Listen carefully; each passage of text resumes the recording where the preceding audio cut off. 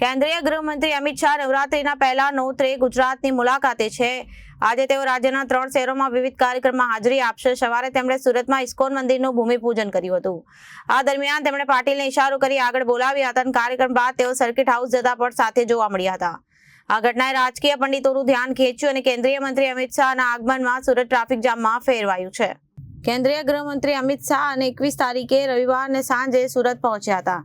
Surat airport પર તેમનું ઉષ્માભર્યું સ્વાગત કરવામાં આવ્યું હતું અને ગૃહમંત્રીના સ્વાગત માટે કેન્દ્રીય જળ શક્તિ મંત્રી સી આર પાટીલ, ગૃહ રાજ્યમંત્રી હર્ષ સંઘવી, શિક્ષણ રાજ્યમંત્રી પ્રફુલ્લ પાનસેરિયા અને વન પર્યાવરણ મંત્રી રાજ્યમંત્રી મુકેશ પટેલ, સાંસદ મુકેશ દલાલ, સ્થાનિક ધારાસભ્ય, પોલીસ કમિશનર અનુપમસિંહ ગેહલોત તથા મહાનુભાવો ઉપસ્થિત રહ્યા હતા।